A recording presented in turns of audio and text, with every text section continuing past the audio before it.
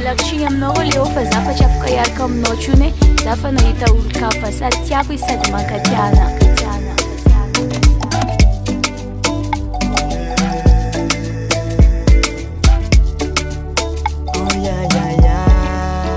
Narakwambia ndava nyanzakanizera reveno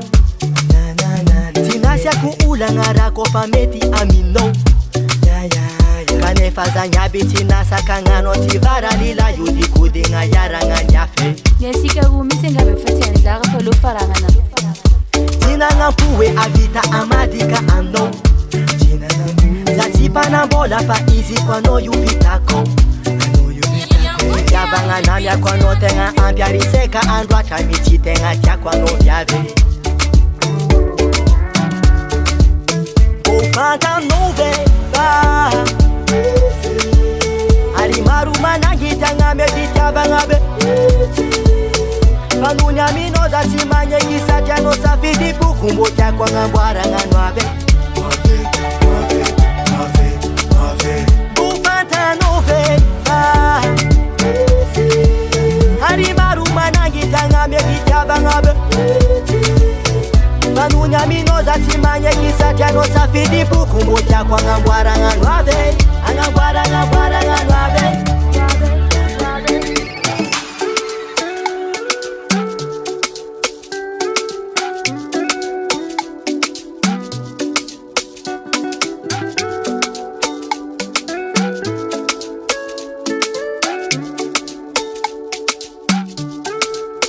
Nyalano le ofa funo nizareno misasane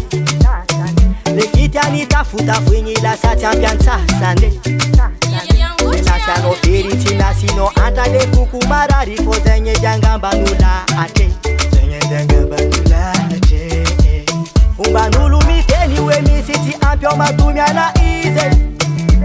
Amina zenyi timaringa foja befana ya kwize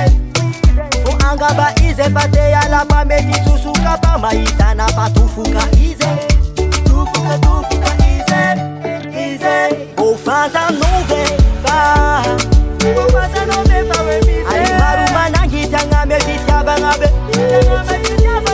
Fanunya mino za simanye kisatya no safidi bukumbo tia kwa ngambwara nganwabe Ofanta nove va Arimaru manangita ngame vitaba ngabe Fanunya mino za simanye kisatya no safidi bukumbo tia kwa ngambwara nganwabe Angambwara nganwabe